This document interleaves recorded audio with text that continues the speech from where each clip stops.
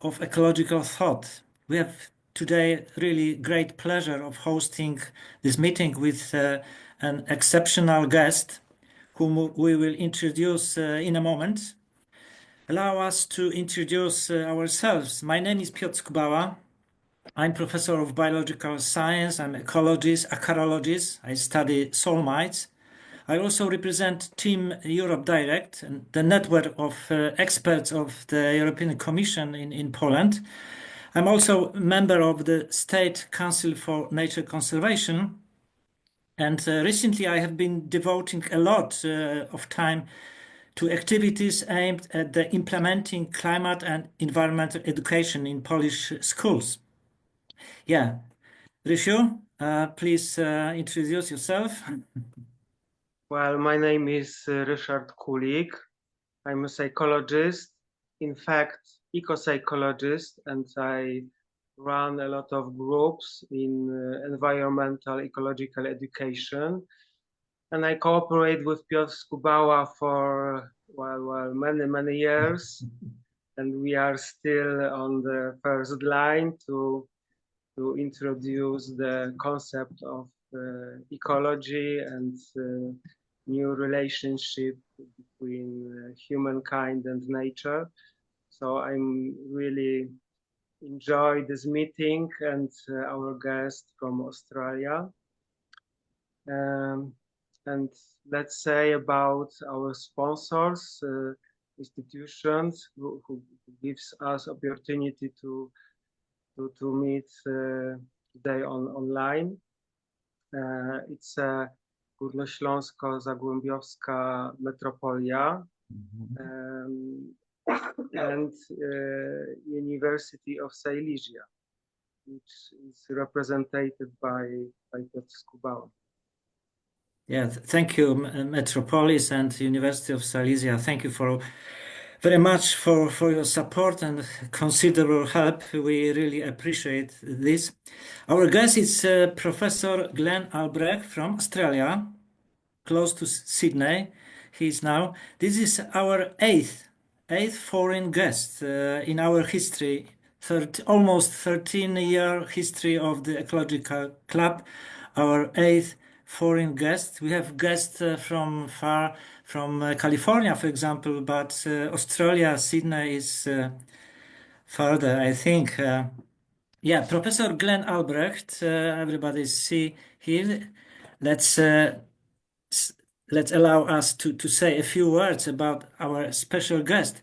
Professor Glenn Albrecht is Australian environmental philosopher, best known for his pioneer work in eco-philosophy and the creation of concepts that articulate the emotional and psychological impacts of environmental change. Professor Glenn Albrecht was professor of sustainability at Murdoch University in Perth, Western Australia. He also worked at the University of Newcastle as professor of environmental studies. He is now honorary fellow in the School of Geosciences, University of Sydney. He has published widely a lot of book chapters, journal articles, books on environmental and animal ethics, social ecology, and the existential impacts of environmental transformation.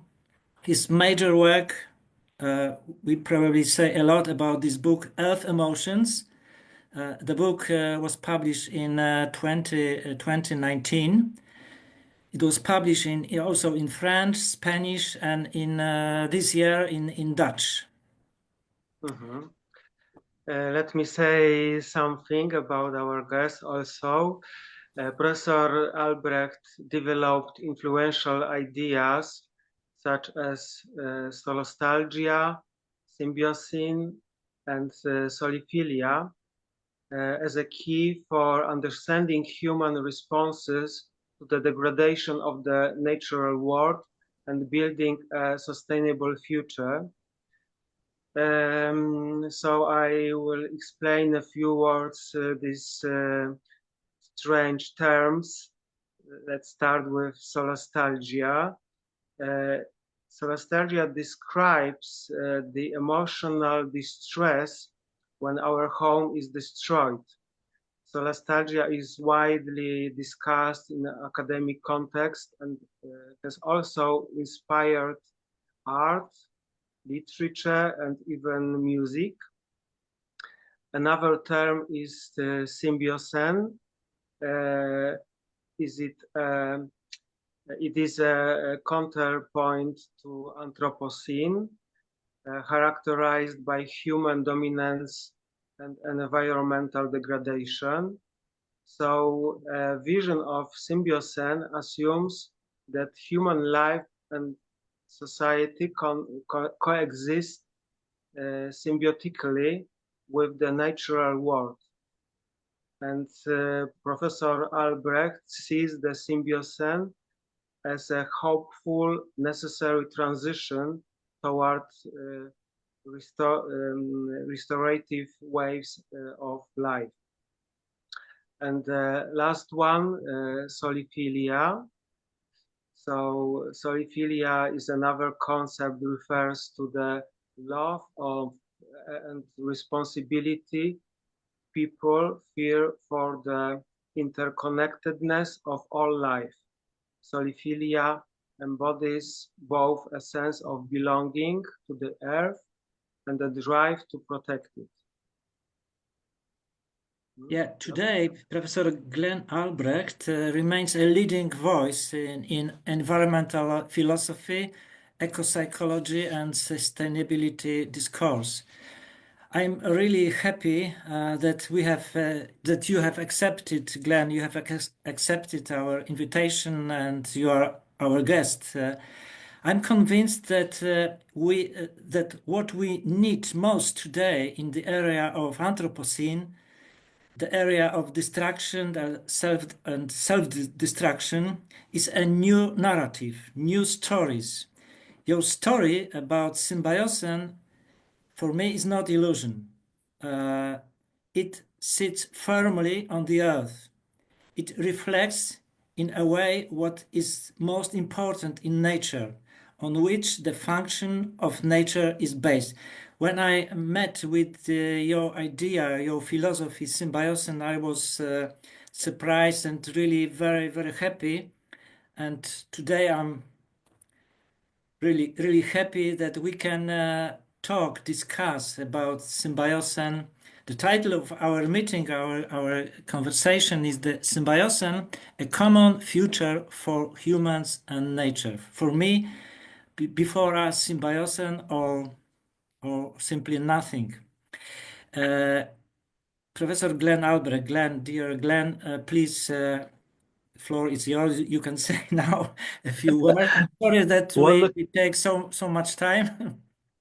It's such a delight to be with you all, and I thank the Club of Ecological Thought for inviting me. And it's almost miraculous that we can talk between Sydney, Australia, or the Blue Mountains where I live, and Poland. And I've mentioned to you in the past that I have a tiny little connection to Poland, and that my great-grandmother was Polish. And so I feel that this affinity between the club and myself has some kind of deep genetic symbiotic viral remnant left in me from my Polish ancestry. So I think that's wonderful. Yes, I mean, I'm now 71 years old. I've retired from academia. I work mainly from my desk in a little office at my home in Blackheath in Australia. I'm attempting to change the world. I have to admit, I'm very ambitious. I'm so worried about the position or the state of the world and the human relationship to it that I spend my time and my effort trying to shift us out of the Anthropocene, which is really defined in my mind as a period of human dominance over everything else about this earth. I want to shift it out of this period of dominance and into, as you've highlighted, this era of the future, which is I've called the Symbiocene. And of course, it is based on symbiosis, a scientifically valid contribution to our knowledge over the last 150 years. Interestingly, it's coincided with the evolution of the concept of evolution, Darwinian evolution. The two of them are almost the same age. And so as a result, we've seen Darwinian evolution interpreted as capitalism and competition and selfishness and all of that. And it occurred to me that we do need the opposite as well. And that's what the Symbiocene represents. In previous talks I've given, I've said, look, there's a very simple way of trying to understand the Symbiocene and why we need it. Just think of the opposite of everything in the Anthropocene, and you've started to think and live within the Symbiocene. And once you do that, you never want to leave. You want to start creating with others a vision of the future, which is so powerful and so compelling and so beautiful that you want to be in it now, and you want your children, your grandchildren, in fact, all young people on the earth to inherit that view. And so that's what inspires me. I am a father and a grandfather. I'm expecting to be a grandfather for the second time in a matter of a week and a half, I think, the 5th of December. So I work for them, and generally I work for nothing. I earn nothing from the contribution that I make. So I hope that sets the scene. The only other thing I would like to say for your audience is that I have been a nature boy from early childhood. I've always loved birds. I did want to be a professional ornithologist when I was a young boy, and then as a teenager. That's how powerful my calling for birds was. But various things happened in my life, and as a result, I became a philosopher. So now I am a philosophically inclined bird lover. And so I do like to make it clear that although I'm a philosopher, I'm deeply integrated with the world of nature, of ecology, of symbiosis. And that as a result, I'm a transdisciplinary thinker. I don't exist only in the realm of philosophy. I don't exist only in the realm of birds. I try and find some wonderful space between them all, and I call it transdisciplinarity. And so it's not how you make a career in the modern university.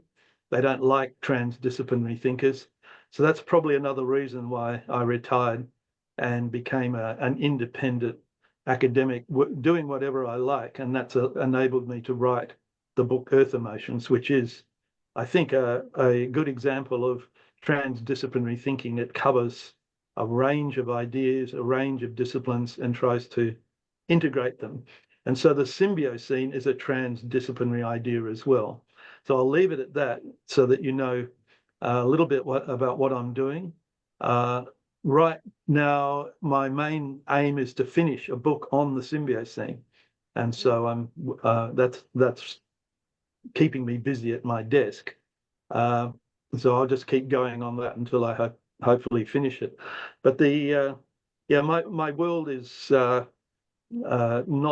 as a conventional academic, and I hope that gives you some background into why I've produced what I have done and why I think about what I call the psychoterratic, the psyche and the earth, and the relationship between the two, positive, neutral, negative. I'm interested in all of it, not just the one side or the other. I guess if I'd have to say too that if I focused on the negative, I could make a good career out of being a grief counselor or write a really good doomsday book that scares the pants people. I've chosen to head in the direction of the Symbiocene, and that's where I put most of my effort and most of my work now and into the future as I live out the rest of my life. So I'm committed. I call it radical anticipation, not hope. I have radical anticipation of a Symbiocene future. So I'll leave it at that. Great. You said about your transdisciplinary activity. For me, it's very important. I also um, cooperate with people from other disciplines. I think that we really need the cooperation between scientists, between people from different disciplines, humanistic sciences, for example, humanity sciences, natural science, artists, writers, everybody. Otherwise, we have no chance to repair our world, to build symbiosis, for example. Yeah. Yeah. Well, I have great delight in working with artists and creative people from all over the world. Often I don't work with them in a literal sense. What I do is I'll open my computer in the morning and look that some artist has done this amazing exhibition based around solastalgia or a concept like UT area. Another one that I invented, which means a good earth feeling at one with the earth. Soliphilia, the symbiocene, these have all become ideas that artists are responding to. And as a result, I feel that this transdisciplinary connections that my work, I intended it to have, it becomes incredibly fulfilling to see that other people respond. It's not happening fast enough for my liking because the forces of desolation and destruction are still doing too much hard work. But at least we're addressing one of the major causes of our problems on the earth right now, which is emotional. And that's my contribution. The scientists have done a hugely beneficial job warning us of what we're doing, what the consequences will be. But most people seem to either ignore the science or say, oh, yeah, but science will save us in the end, or technology will save us. But at the same time, we're ignoring our emotional responses to what's happening around us. And although we're ignoring it, it seems to me that people all over the world, particularly young people, are sensing that things are going wrong, that our anxiety levels, our diagnosable problems like depression are increasing. Our attempts to relieve ourselves of the anxiety caused to, lead to things like drug abuse or addiction to the small screen or Netflix or people's cats on YouTube. So these are problems that I see worldwide, and to address our emotions as one of the causes, not the only cause, I think is what I'm trying to get across to people as well. How successful? Well, I don't know. I just know that these responses are now worldwide and in many languages, and I feel that many of them are now unstoppable. So I don't have to work that hard any longer to see a response to the work that I have done in the past. So, for example, I've accepted, despite the air miles and the carbon emissions, an invitation to do 2 talks in France in January. And France seems to be a hotspot for solastalgia and the symbiocene. So obviously the French, being philosophically inclined and probably good transdisciplinarians, they've already taken up these ideas with a lot of strength and a lot of fervor, in English, enthusiasm. So I've accepted it because I think I'm at the point now where I would like to spend my energy and time helping others understand symbiosis, understand the transdisciplinary nature of the work, the emotional aspects of it. And that's my contribution. And so I'll say some Hail Marys when I fly and the carbon emissions, but I'm hoping that the good that I do will outweigh the evil. I hope that Poland soon will be the hotspot of symbiosis and soliphilia. Me too. I think the Europe is clearly at a point where people are thinking about the need for alternative worldviews. Europe is one of obviously the older modern cultures on the planet. Australia is only a couple of hundred years old.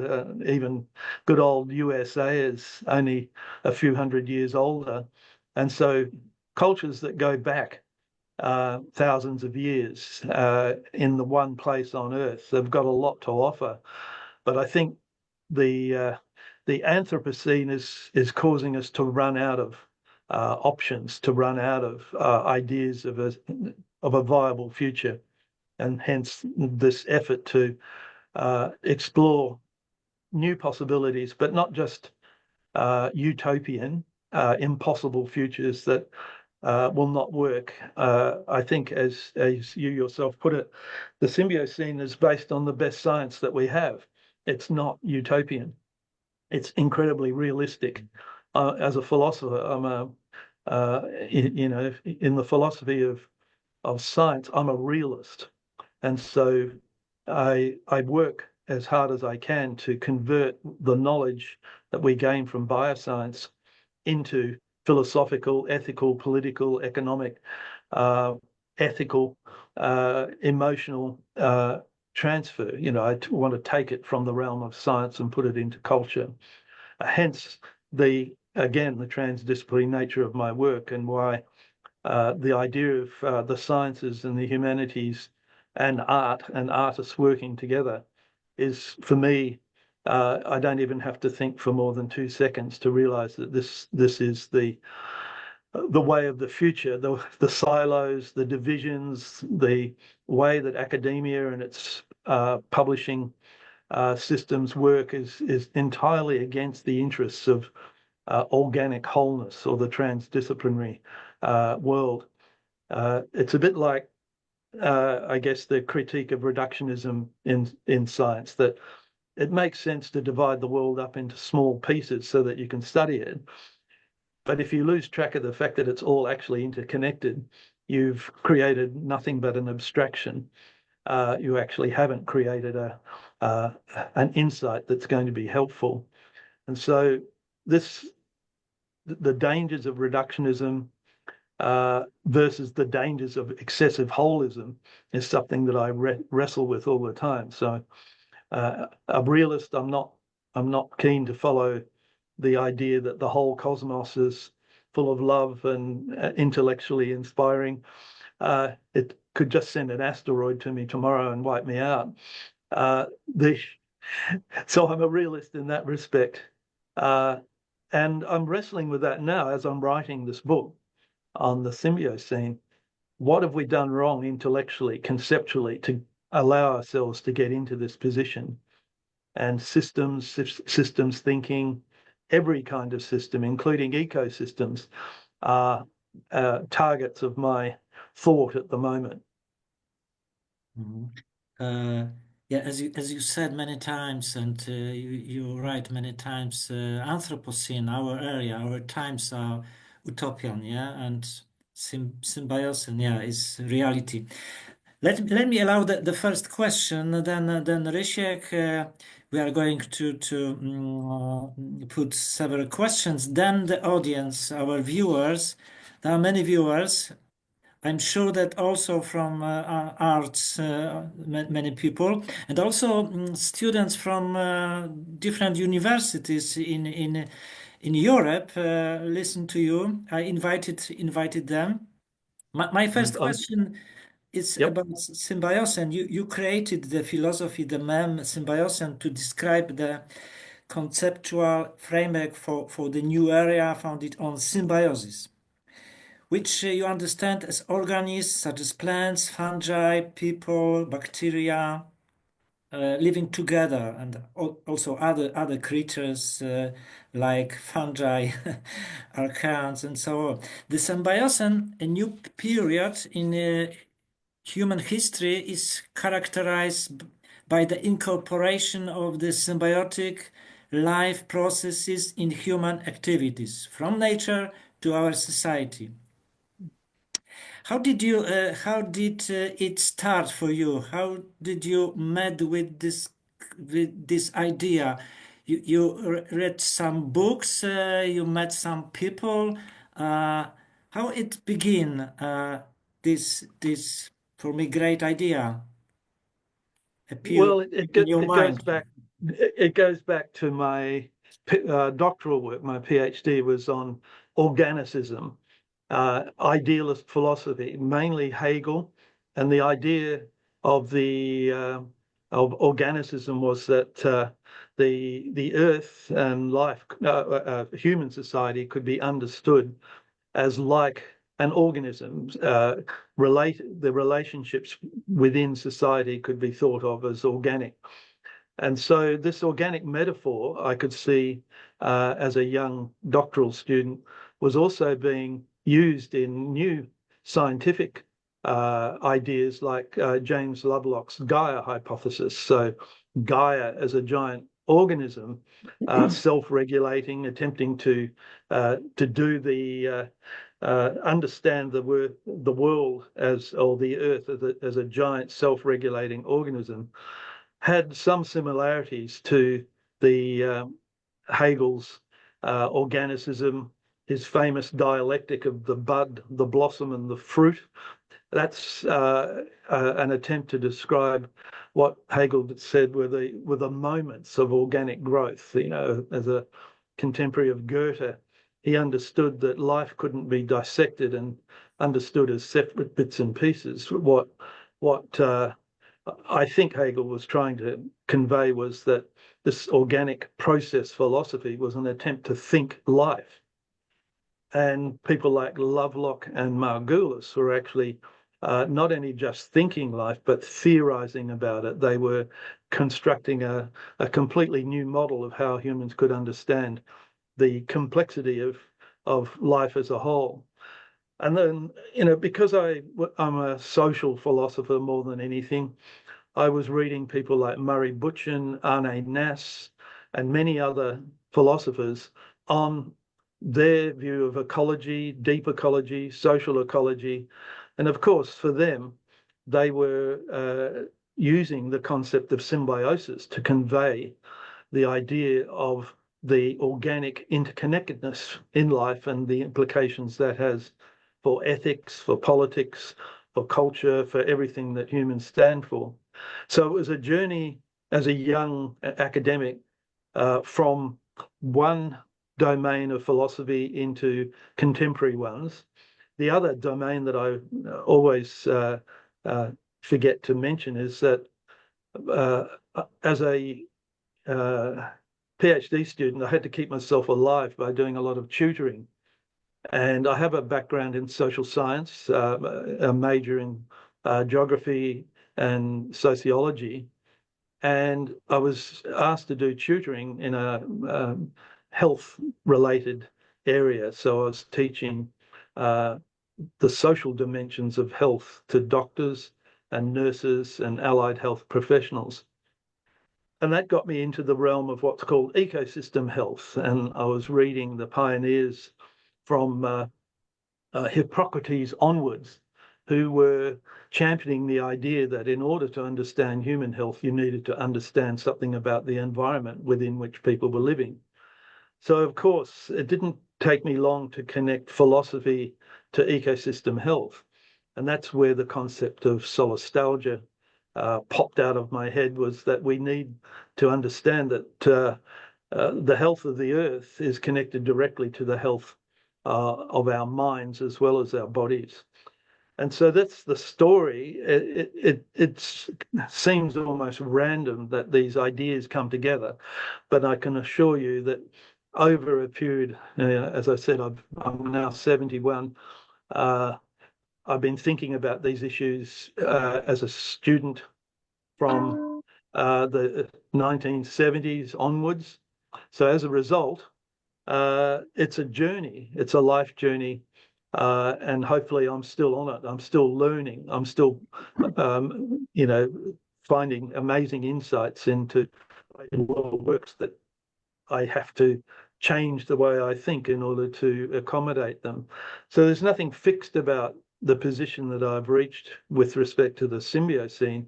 It's the outcome of the history of ideas as understood by one Glenn Albrecht.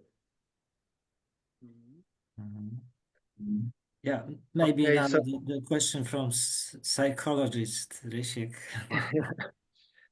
Not exactly from psychology, but from biology perspective. I'd like to ask you about symbiosis, go deeper to the concept of symbiosis, because many scientists say that symbiosis is a basis of life. Piotr Skubała say the same. And I'd like to ask you, what evidence is for this? Because we have also such observations that individuals and species compete with each other. And how do we explain the idea of symbiosis in situation, for instance, when a wolf kills a deer? Right. Look, I appreciate the dilemma because it goes back to the co-evolution of Darwinian theory and what I call Margalusian theory.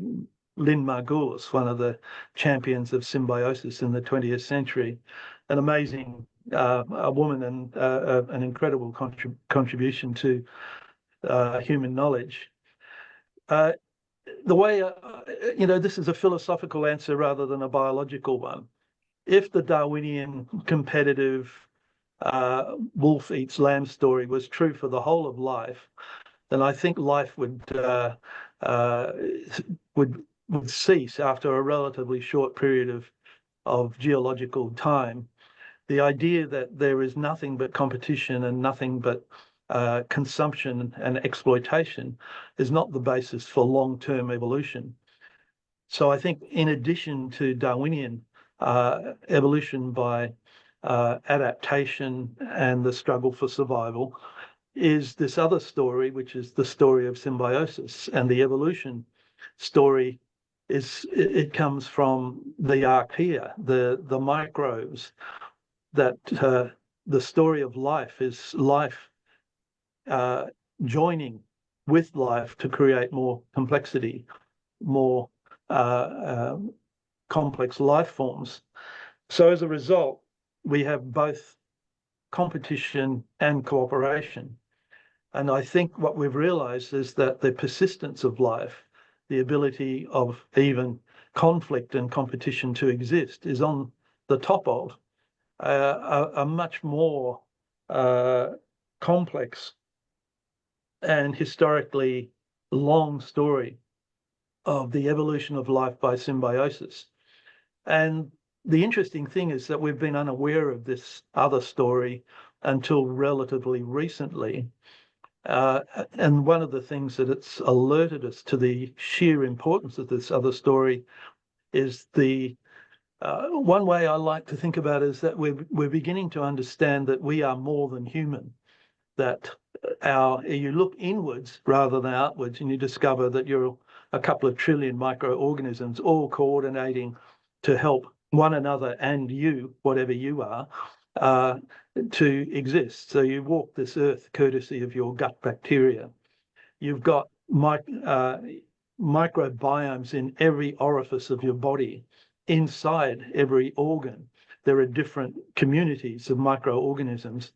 I read recently that the male reproductive tract has its own microbiome in every discrete department. So you begin to realize that our view of ourselves has been completely and utterly wrong in the sense that we've looked at big animals, big trees, we've admired big human beings because we've thought they're really important.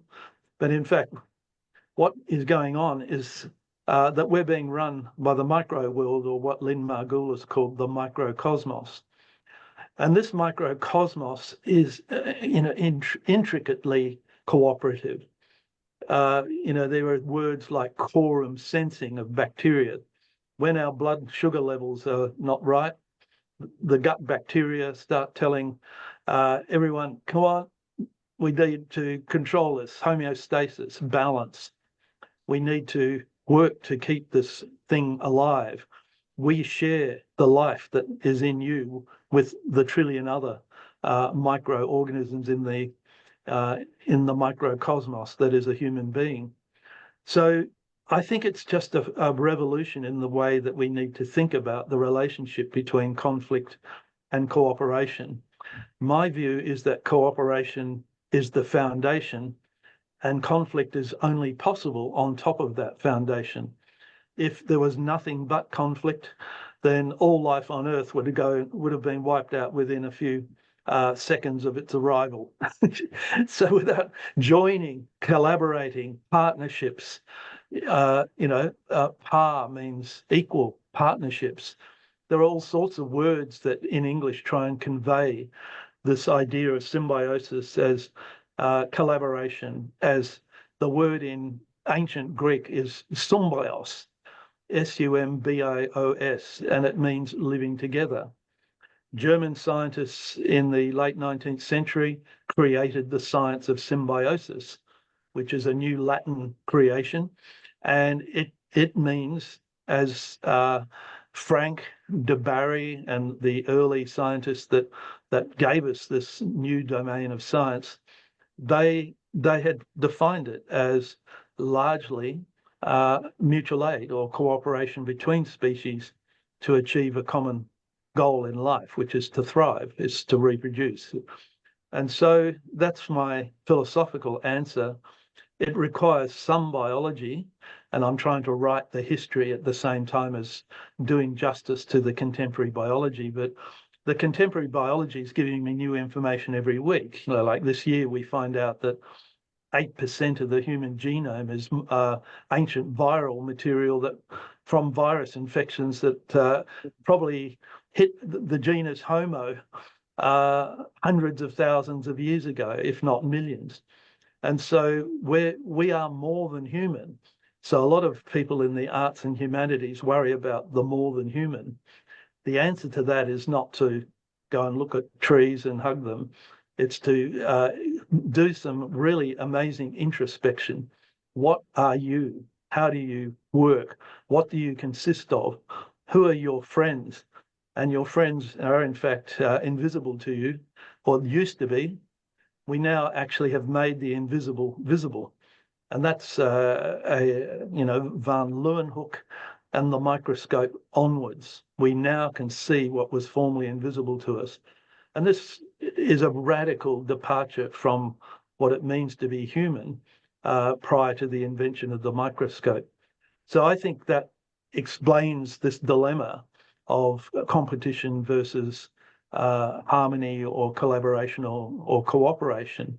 Yes, both exist. Yes, both are important, but one is prior to the other. You can't have predation. You can't have the wolf eating the lamb unless there is grand scale symbiosis creating this wonderful surplus we call life.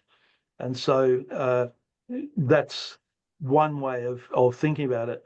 And then if you start applying that to society, culture, and all the rest of it, you have an ethical direction to go in. The foundation needs to be in place before you can even think about competition, before you can even think about exploitation and predation. The apex carnivore doesn't have a place in a world that's only competition. Great explanation. Thank you very much. Yeah, Thank you. It's so important words, and you presented this so familiar, so nice. I totally agree. According to modern biology, there's no we human. We are not individual. We are simply only in half human. The second half is our bacteria, fungi, archaea, protists, viruses, and so on.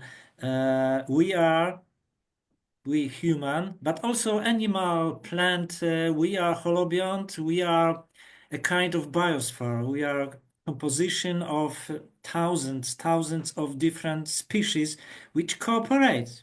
Without cooperation of these species which compose us. There's no life, no me, Piotr and Glenn and Rysiek. We simply the best example of symbiosis. We, Exactly. each of Yes, us.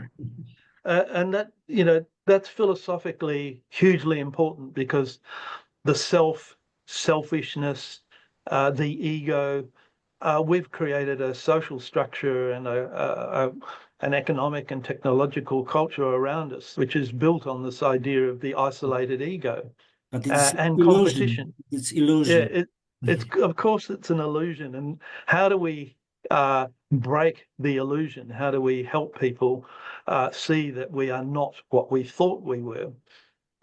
We are, in fact, almost the opposite of the way we thought. We were thinking of ourselves as atoms in a kind of Newtonian atomistic world, when in fact Margulis and the other great scientists of symbiosis have shown us, and you used the word, I was a bit worried about it, holobionts, multiple organisms coexisting in the same time and space.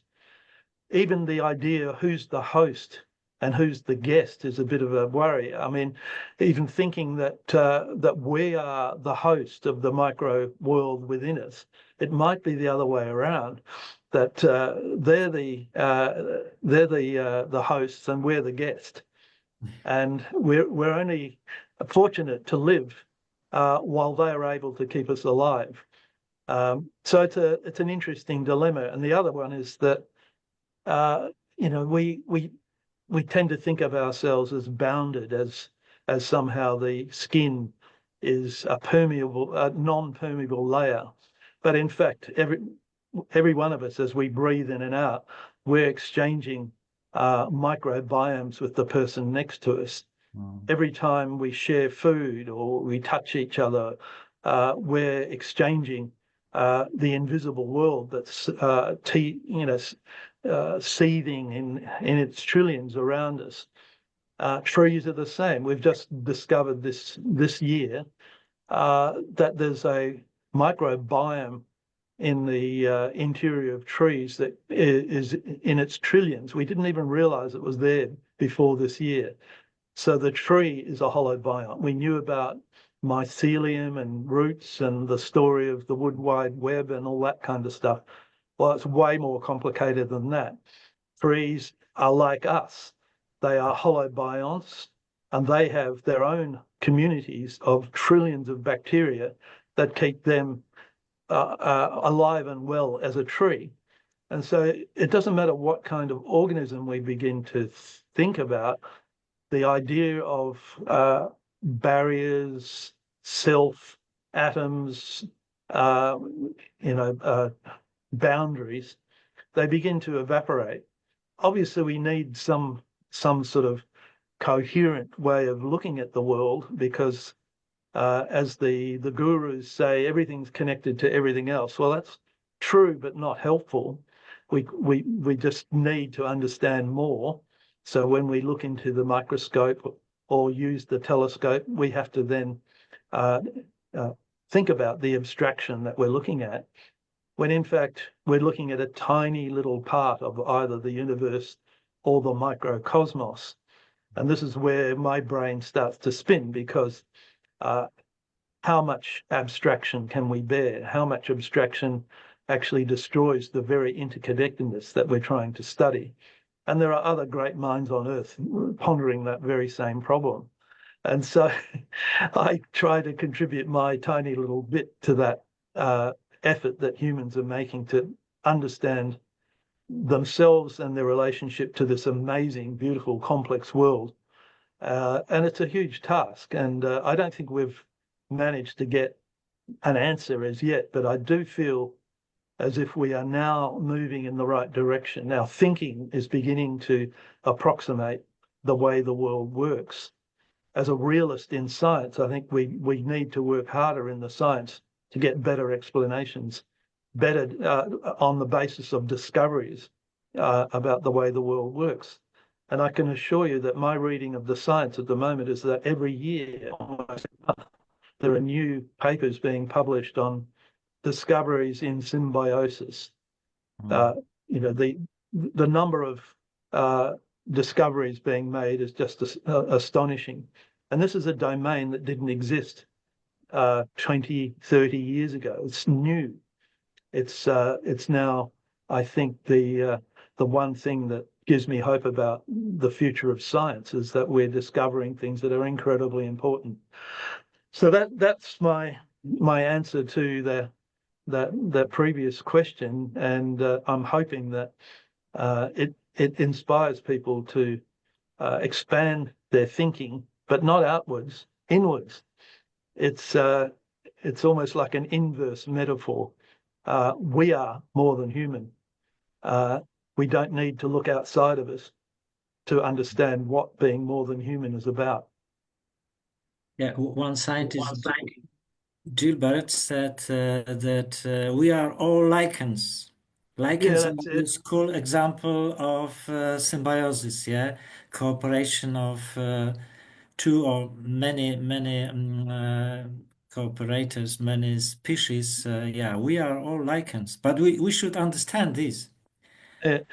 Well, that's right. But even there, this year, I think we discovered that we thought that lichens were a composite of an algae and a bacterium.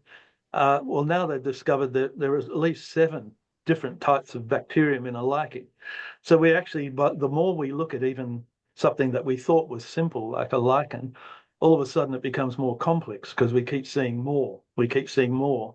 We look harder. We've got a better electron microscope. We see things that we didn't see before. And so this is what's happening with the human. You know, we're a complex holobiont, hopefully more complex than a lichen, but we are like lichens, if you'll excuse the language. We are like lichens in that this cooperative entity has properties that are greater than the individual properties. There's something new happening under the sun, and that's the magic of symbiosis, this collaboration and cooperation between diverse organisms, differently named organisms, as de Bary called it in 1878. This is a new challenge to the way humans had been thinking for centuries, even millennia. We are not acts of separate creation, irrespective of what religion you might wish to follow. We are not isolated atoms in competition with one another. We are something completely different. And the we is not just humans, it's all life. And so it's life collaborating with life to produce more life. And that's the story that Margulis and others have given to us. So I didn't invent that story, it's already there. What I'm trying to do is say that this story, based on a realist view of science, is making discoveries that challenge us almost every week to rethink exactly what we are and who we are. And it has profound implications for everything else. Culture, politics, literature, you name it. It doesn't matter what area of human endeavor you wish to apply it to, it applies to everything. And then the problem emerges in my mind, which is, okay, it's a this changes everything moment. What do we change it to? And as I said at the very beginning, I think the best way to change it is to think of its opposite. And so we are currently in a dysbiotic society. Dysbiosis means disease inducing. It's a word, dys, I think, just means, the opposite of life. So symbiosis is the opposite of dysbiosis.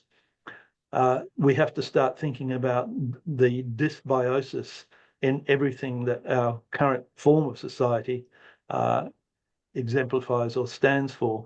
Think of its opposite as an exemplar or an example of symbiosis, and you're beginning to go in the right direction.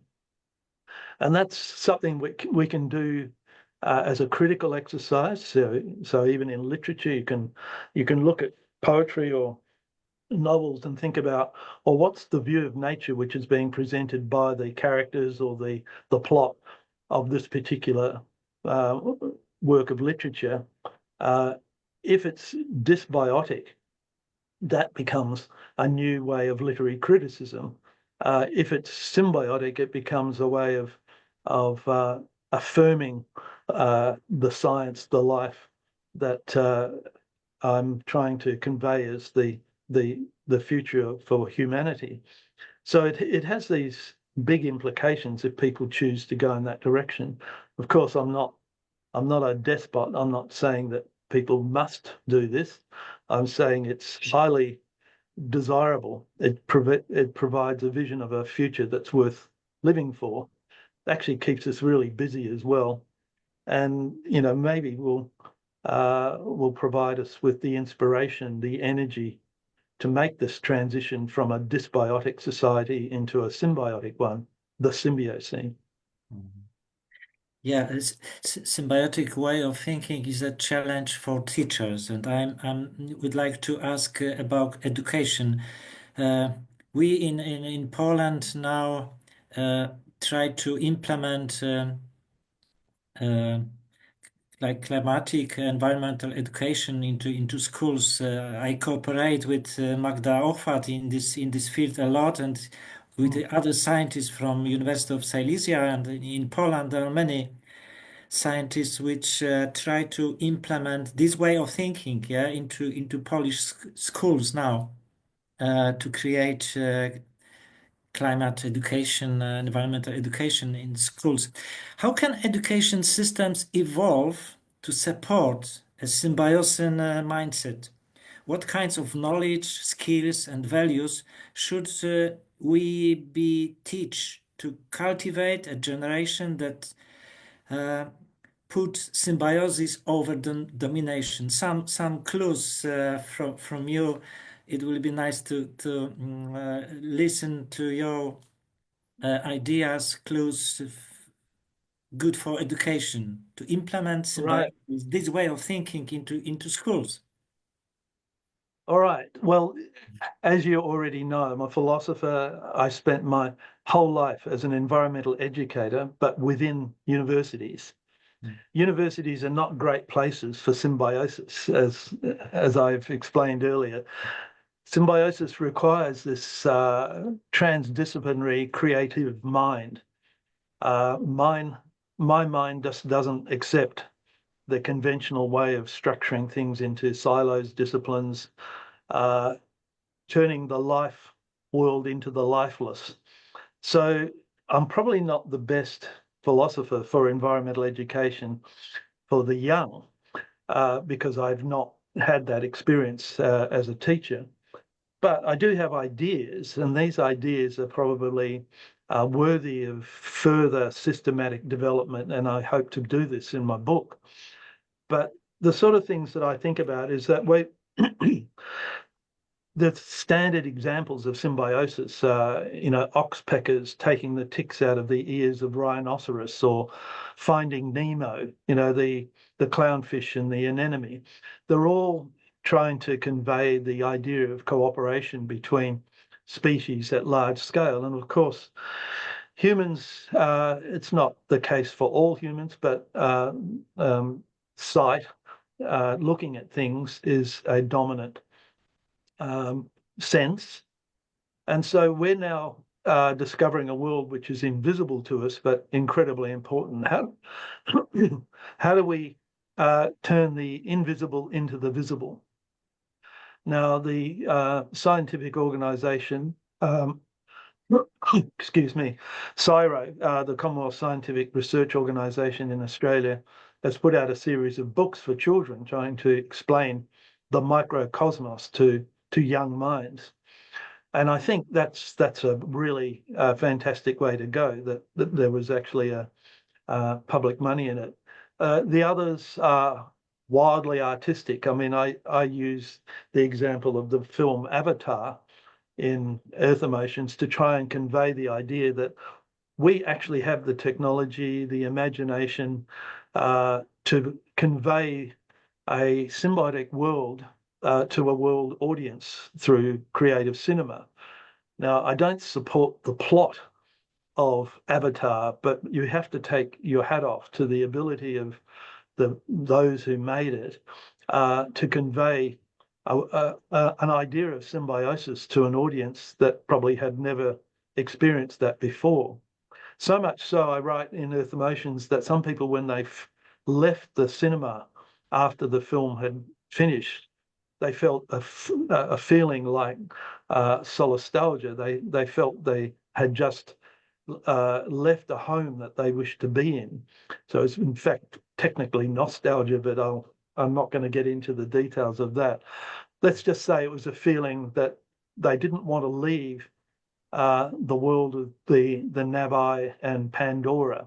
They wanted to go back in again and re-experience the symbiotic connectedness between the Navi as humanoid type people and the world that they inhabited. So that's an indication that I think if you tap into symbiosis as a creative theme, there are all sorts of ways that you can get the idea across to children, young adults, and even older people who have never thought about these things before. So that's one.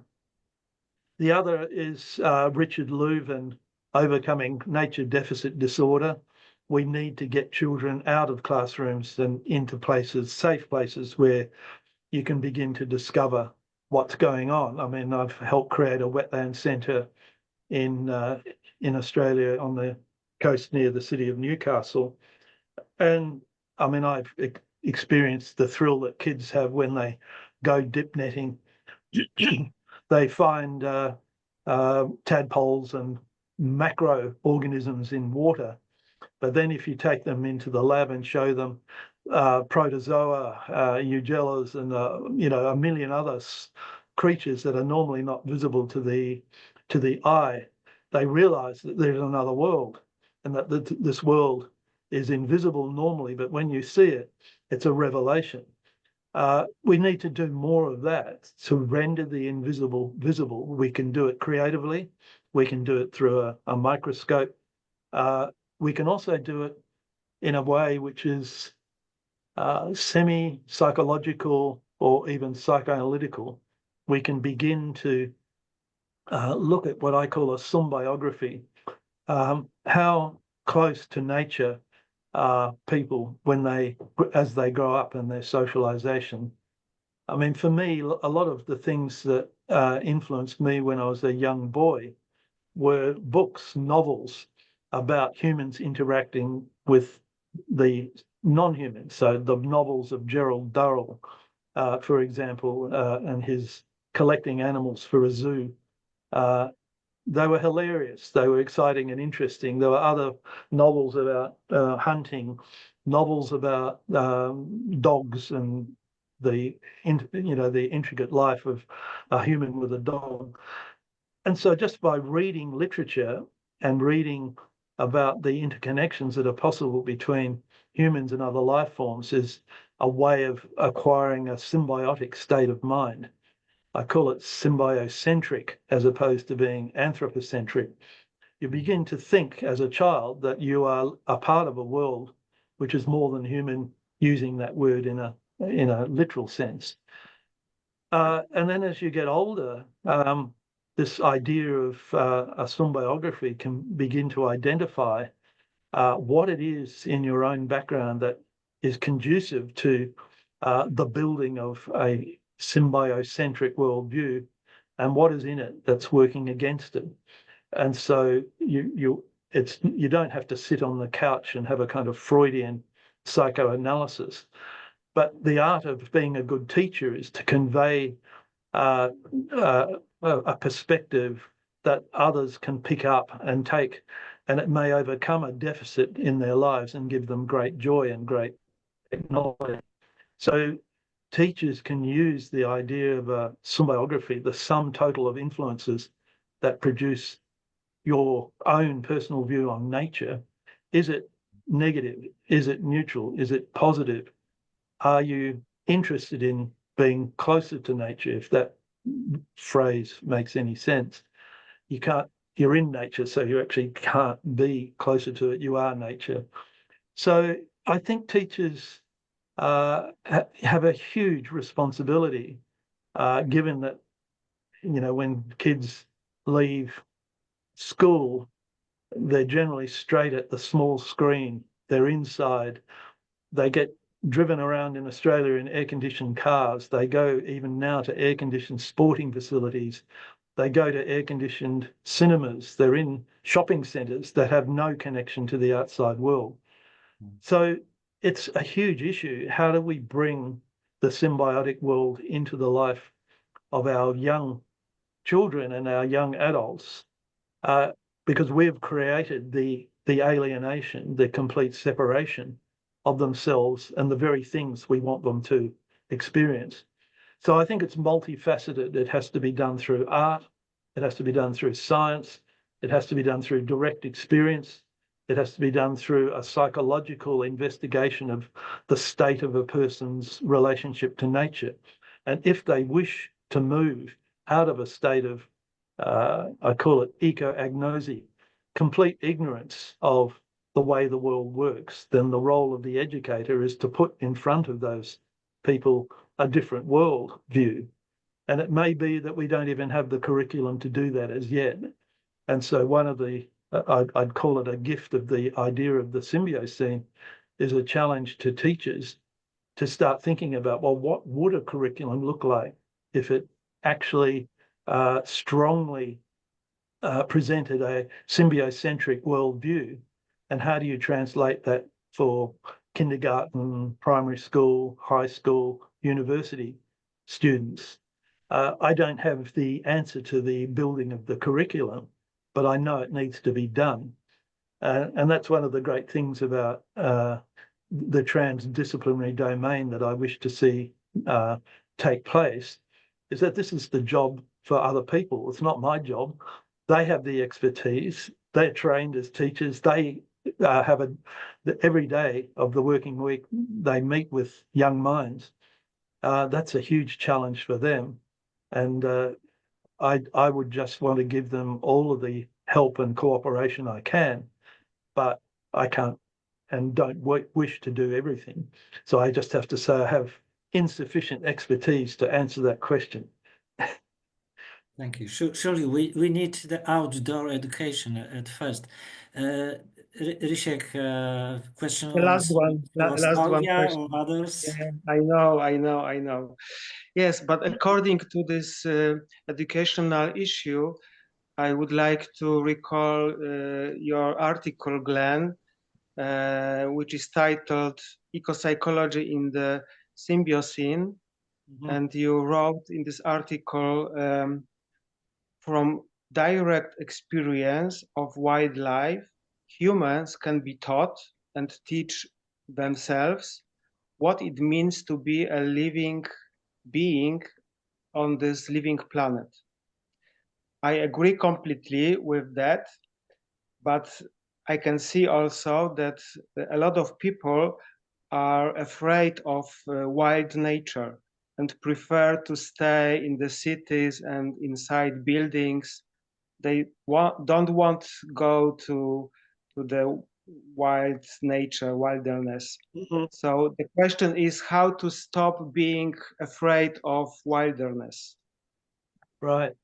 Well, it's an interesting question, that one, because I live in a country that's full of, people all over the world are frightened of going to Australia because they're going to be killed by a shark or a large poisonous spider that's hairy and ugly, or a poisonous snake that's, one of the deadliest in the world. And yet, I now live in an area where people are leaving the city to go and walk and to experience the opposite of concrete and cars. So I think there are a large number of people, I wouldn't want to give a demographic number to it, who are actively seeking experiences with uncontrolled or wild nature, because there is something deep inside them that desires that moment of joy when you see something that is unexpected, that is perhaps either incredibly beguilingly beautiful or still beautiful but dangerous. And in Australia, we take that for granted. Now, when you go outside and walk in the woods in Poland, I don't think you're expecting anything to kill you. I don't think you're expecting anything to even hurt you. Whereas in Australia, we have ticks that can kill you. They're called paralysis ticks. From the micro world all the way through to large snakes, there are things that you have to pay attention to. So this is where the rewilding project has an important psychological role, is to gradually integrate people who are alienated from not just some nature, all nature. I'm saying in Australia, our kids are moving in that direction because the place is becoming so hot that everything is air conditioned. We're actually moving towards creating spaces that are like Europe within Australia. So I understand, I think, the point that you're trying to make. But, you know, for Poland, for England, for the Netherlands, they are places that I see as an Australian person immersed in nature as virtually deserts, and that there's this massive effort required to rewild places. It doesn't have to be everywhere, but this is, again, a role of architecture, landscape architecture, building architecture. I call it symbiotecture because I want these designers to start incorporating life and living processes back into direct human contact. And so I'm generally skeptical of the use of artificial intelligence to do anything useful for humans. I call it artificial stupidity. But I worked with some people just this last week. I put it on not Instagram, LinkedIn. We used artificial intelligence, got a whole bunch of people together, asked them about their views on symbiosis. They used my work on the principles of the Symbiocene. And then they asked artificial intelligence to draw a picture of various aspects of their thinking. And one of the images that came up with was a mycelium-based house. They look a bit like mushrooms, but they've got a living mycelium structure. They've got what look like forests on the roof. Their skin is covered in greenery, which is part of the building. And all of a sudden, these people that were thinking of a desirable future but couldn't imagine it, suddenly could see it.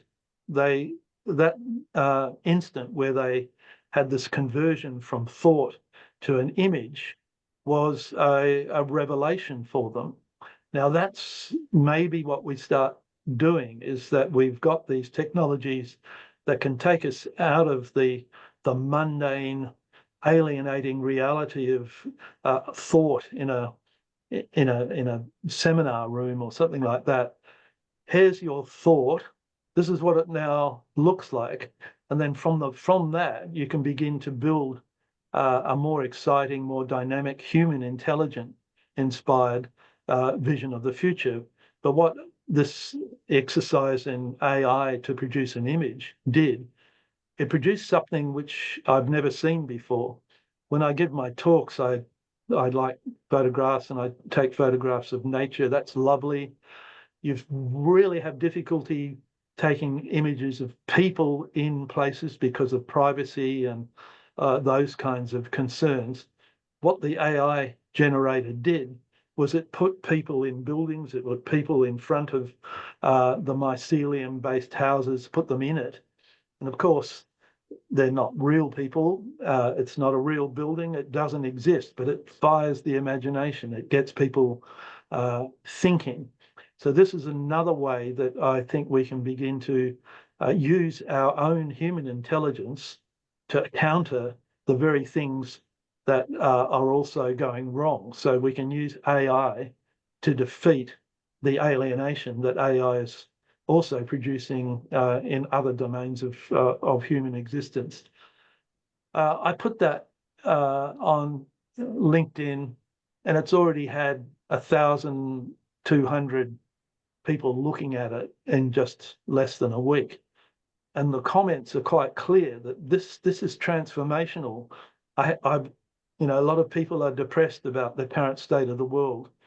They think about it endlessly, but you give them one image that presents a view of a symbiotic future, a glimpse of the Symbiocene, and all of a sudden their depression, their solastalgia evaporates, and they begin to think, yes, this is the way that we can move from now on. So that's a tool that we have at our hands. We don't actually have to go outside. We don't actually have to look in the microscope. We can use the very tools that are alienating us to reveal a different future, one which is life affirming, one which is giving people the opportunity to see that we don't need to cut ourselves off from technology. We can actually use it in a way that hugely enhances our ability to think about life, how life builds on life, and how our lives are entirely intertwined with the lives of trillions of others, even if we don't know it.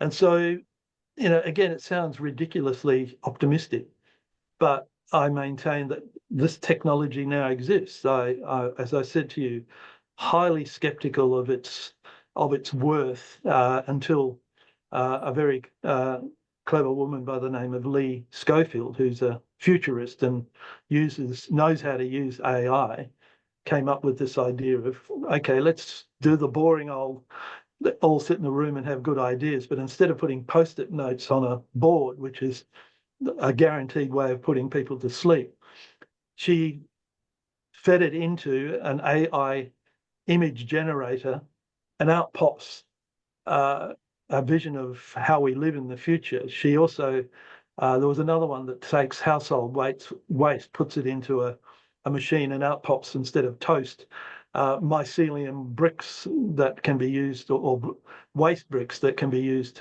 for heating or compost. Or, you know, just these ideas came from those in the audience, and then they were converted within minutes using an AI image generator to do the next step, which is to show them what the image might, show them what the world might look like. I suggested to her the next step is to have one of the smart printers, 3D printer, to produce a 3D version of the same thing. For example, mycelium bricks are now being 3D printed by architects PLP architects in London, England. Myco Works building houses made out of mycelium-based bricks in Africa. So, you know, we've got technologies now that this is the conversion of an idea into a 3D object. The AI generator can produce the idea of the object. The human mind produces the foundation of those ideas. Now, there's a flow that is incredibly powerful and has huge potential to be developed endlessly. Now, so I've not suddenly converted from anti-AI to pro-AI. I can see that there are certain dimensions of AI that could help us get out of this dilemma that you described so well in your question. Thank you. We've got some questions from our audience. Yeah, I think it's time, yeah. Yeah. Basia Wojtaszek, our president of our Club of Ecological Thought, he's in contact with our viewers. We have some question, a lot of question, Basia? Lots of question, yeah. So good morning for Australia and good evening hello for Poland. to you. We have around 80, 90 people in the audience, lots of questions. Actually, 2 persons already asked about symbiotic education, so I won't repeat that. But Okay. from Paulina Patra, I have a following question. According to you, is forest therapy, Shinrin-yoku, a good idea to introduce into schools?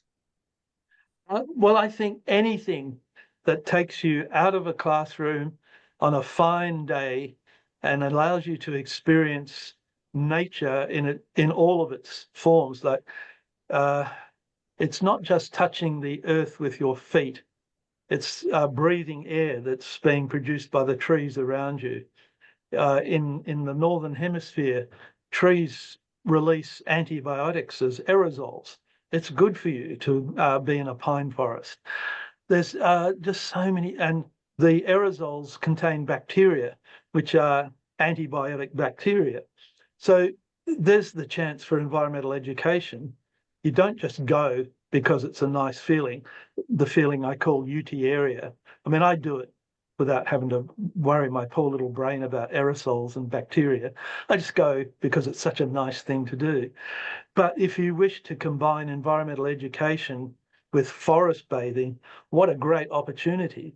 You can begin to educate, say, children about how this system is working to support you, how it's seething in its trillions under your feet. You could use, take the portable microscope, show them, because it's invisible. And of course, I mean, I do the bird watching because birds are an indication of just how alive the place is. So they're indicators of ecosystem health, to put it in a scientific way. So I think forest bathing, whatever you want to call it, is a wonderful thing to do. It's intrinsically good, but it could be used for education. And I think a teacher informed by symbiocentric thinking, somebody who's in love with the symbiotic aspects of life, I call it symbiophilia. That to me is an opportunity not to be missed, because it will make not only the experience enlightening, beautiful, and stress relieving, it's got huge potential for education. You don't want to destroy the beauty of the experience with overloading it with education, but if you miss the education completely, I think the experience may be not as good as it could be. Thank you very much. Another question from Konrados Dybec. How do you perceive Australia's effort in stopping climate change socially and politically? How do you see balance between actually stopping emissions and adjusting to what is happening? Well, I've got a very short answer to the first part of the question, which is Australia's position on global warming is terrible. It's one of the most disgusting aspects of being an Australian at the moment. World leading exporter of black coal. We're also a world leading importer of terrible climate change. Our fires, our droughts, our floods are a direct result of this exploitation of fossil fuels in the form of gas and coal. So the answer is I'm ashamed of my own country and would like to change it tomorrow if I could. Now, we have the same problem that other countries are experiencing. What happens when the wind doesn't blow and the sun's not shining? What do we do for energy? And of course, we're trying batteries and alternative energy. The uptake in private households is huge of solar, because we're one of the most solar gifted continents on the planet. The politics of it are fierce, and they're fierce all over the world. And we've seen it being played out in the United States at the moment. What's my solution to that? Well, I don't have one. It's politics, it's emotion, it's education, it's all of these things that we've been talking about as a package called the Symbiocene. That's the alternative path that we need to take. I don't even see solar and wind power as the energy that will drive the future Symbiocene. I see them as they are the transition technologies that get us out of the worst apocalyptic projections of global climate change. You know, we've just passed 1.5 degrees C for this year, the hottest year on record. I'm acutely aware that this is the dilemma of the Anthropocene. It's self-destroying. So we've been warned by the climate scientists. Public commentators have done their best to warn us of the situation that we're in. We still haven't changed. CO2 emissions are still going up. They haven't gone down in Australia at all, and nor have they gone down for the whole world. So we've tried our best with the science. We're trying with public policy. I'm trying with the emotions, and you know, the connection of the symbiocene to a good set of emotions that humans can experience, give to their children. Symbiocene children are vital for a future symbiocene. You know, so I refuse to give up and accept positions like deep adaptation or others that say we just simply have to adapt to the world as it's evolving under climate change. We will obviously have to adapt to some extent because things are changing. But I refuse to stop the fight against those that are destroying the foundations of life. And so I work with activists. In the past, I've blockaded the port of Newcastle in a kayak to stop boats from unloading or loading up with their coal and leaving. So it's a combination of ethics, emotion, and activism. And I would encourage all people to take that path. You know, it can be dangerous and difficult. Roger Hallam in England is now in jail for opposing public policy, you know, and warning people about the dangers of climate change. And yet the people who cause it are not in jail. So the answer that I can give to you and your questioner is that we're in a huge contradiction at the moment. We have to get out of it. It's part of the story of the symbiocene. My answer is that you give people a strong enough vision of a future that they wish to be in, they will change. At the moment, they have no such vision. They are totally locked into a system that seems impenetrable. It's a prison. And my way of getting out of the prison is to challenge the language, to say that we can unlock the prison with new language, a new vision of the future. And I think a lot of people are desperately wanting that. How many? I don't know. How many does it take to change the whole society? About 20% of the population needs to change before there's a major revolution to take place. Do we need a revolution? Yes. Is that a dangerous thing to say? No, because the dangerous thing is to stay doing what we're doing now. The revolution is actually conservative. It's ethically safe. You know, so the opposite of the way people are thinking is my answer to the questioner. Thank you. You've already answered two more questions about stagnation, ecoparalysis, and about scientific evidence versus emotions. But I've got also another interesting question from Shimon. What do you think of removal of invasive species from natural ecosystems like the European rabbits in Australia? Well, look, it's a difficult one. For a start, I think it's almost impossible. So we've tried rabbit Kalichi virus and myxomatosis, etc., to diseases that would wipe rabbits out.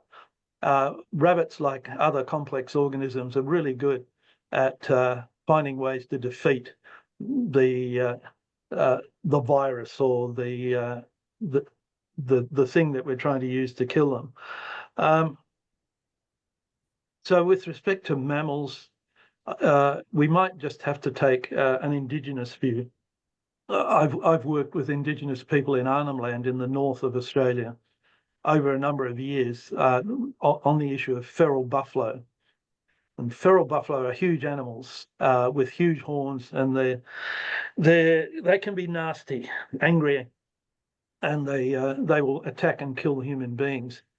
But the indigenous people have as one of their major spiritual or cosmological creatures the rainbow serpent, which carves out the rivers and the water channels and is responsible for aspects of the landscape.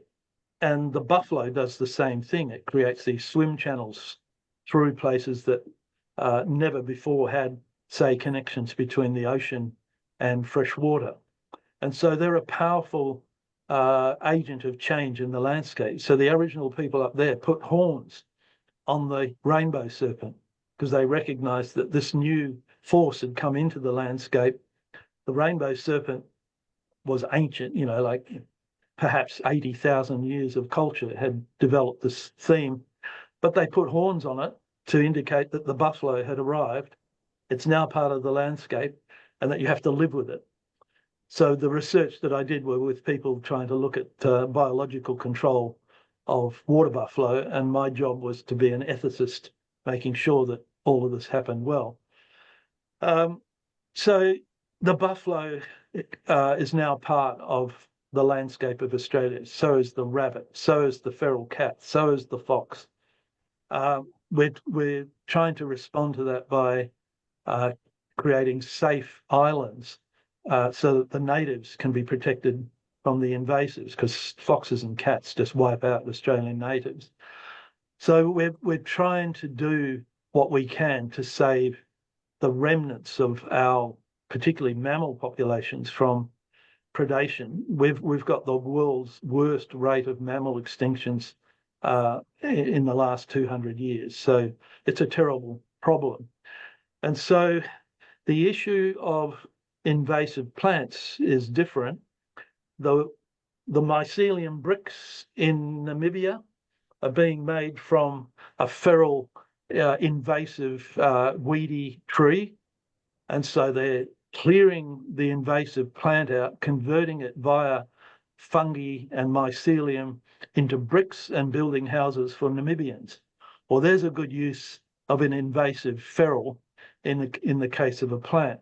In Australia, we've got just about invasive plants from all over the world.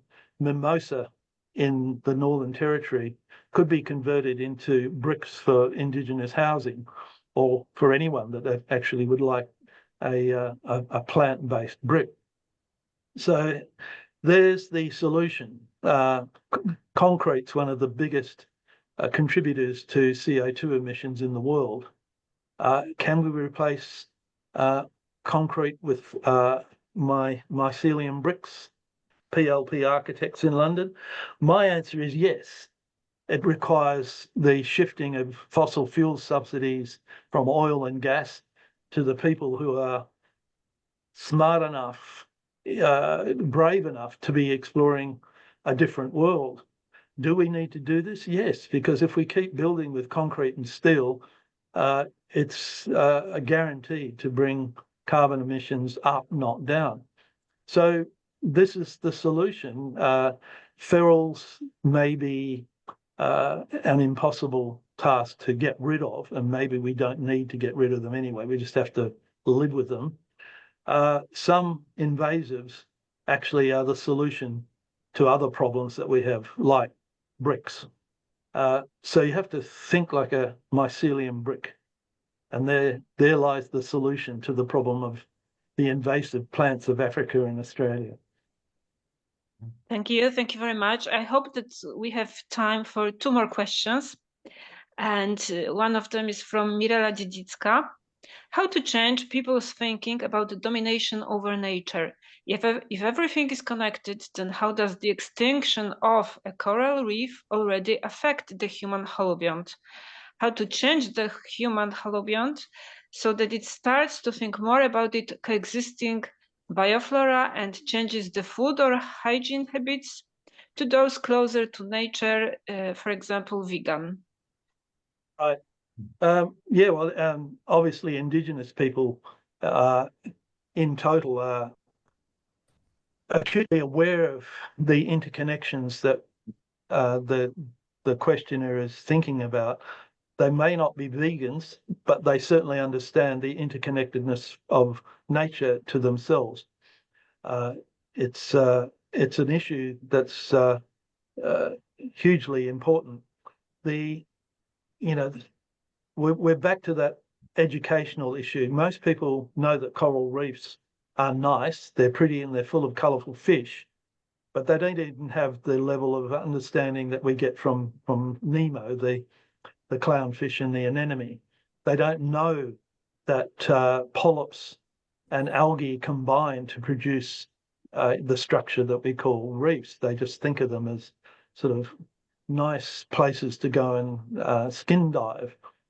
So it's an educational issue, and I do believe that we can overcome that educational deficit within formal education from little children up to young adults.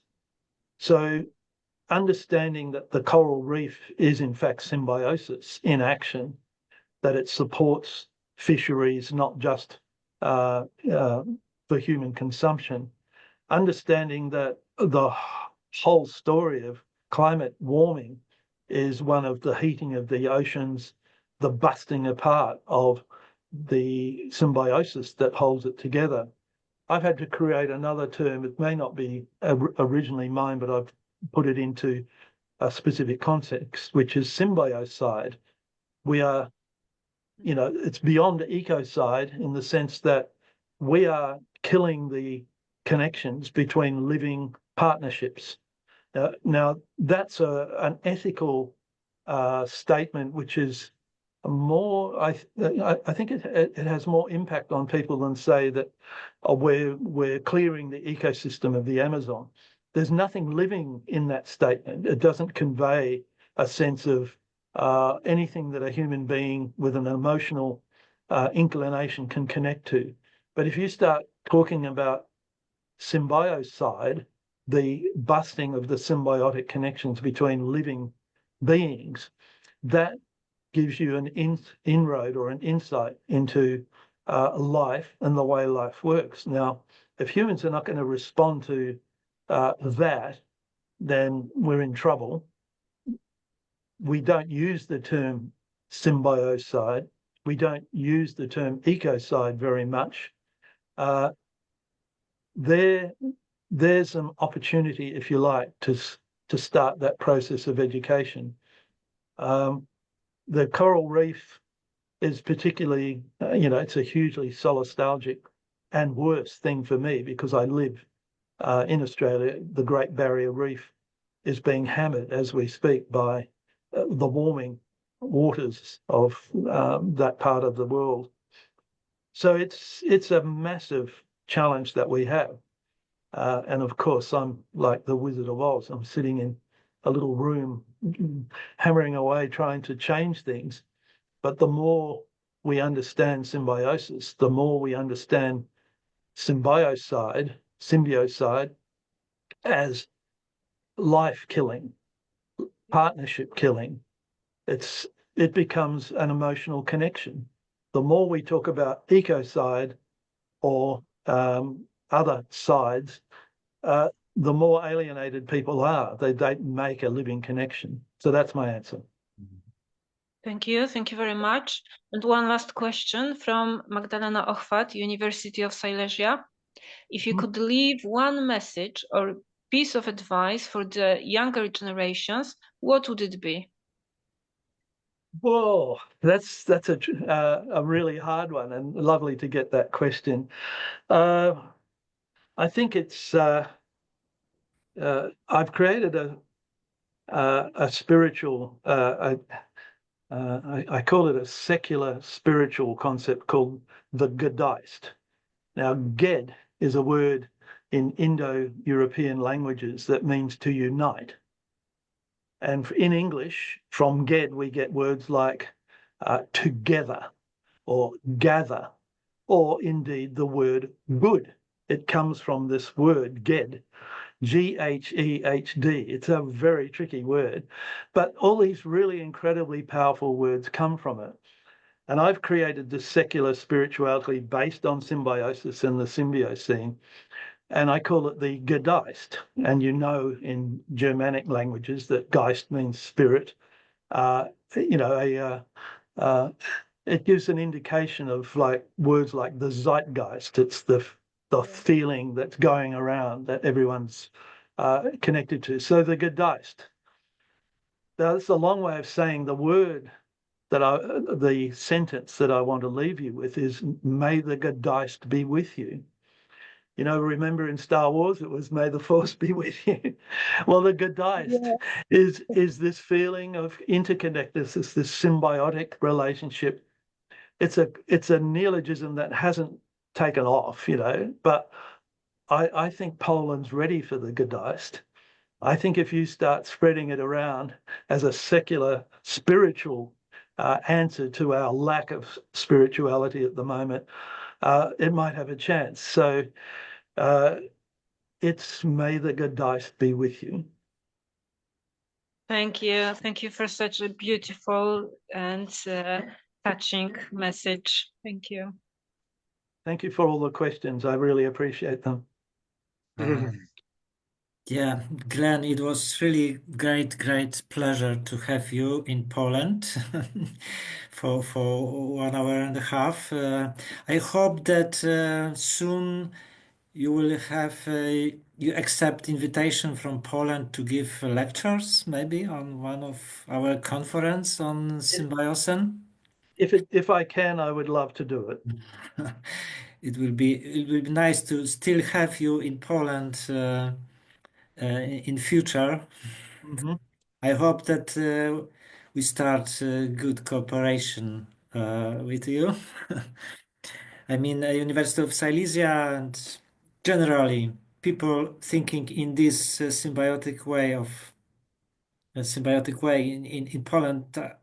I know, I believe there are more and more such people which accept this way of thinking, which you present. It's very close to me. I love all these ideas, your words, really fantastic. Well, the symbiosis is mutual. We can only do this if we work together. You know, I have words for working together as well. So I think that the connections we've made are wonderful in the true sense of wonder. They're stimulating and creating. I love the possible interaction with students and others who are exploring new ideas. I'm really inspired by the fact that students are now using some of the terminology that I've created in new theses and exploring new ideas themselves. So this is the future. It has to come from the energy and the creativity of young people. And so I offer my help in whatever way I can. And if it's possible only through the internet, then that's the way it has to be. If I can do it in person, then as an educator, I know that face-to-face work with real people in real places, exchanging our microbiomes is the best way to do it. Thank you very much.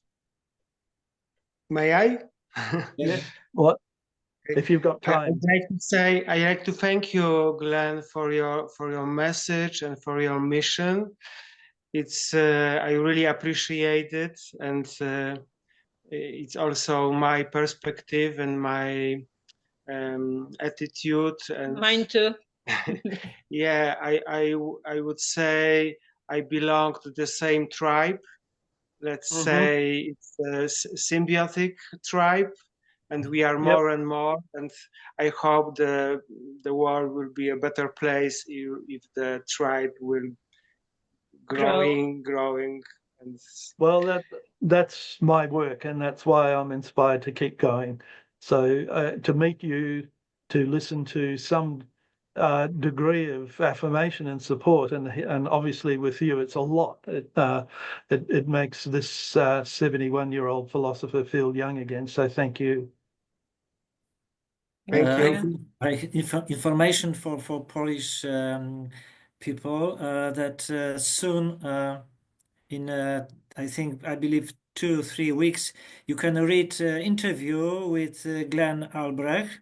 Me and Magdalena Ochwat, we have a pleasure to have interview with Professor Glenn Albrecht. It will be published in a journal from Jagiellonian University, Przekaz Kulturoznawczy. So soon interview in Poland with Professor Glenn Albrecht. Thank you very much, Glenn, that you spent for us evening, for us really. Morning. For Glenn, for us evening. Yeah. Yeah. The sun is trying to shine as we speak.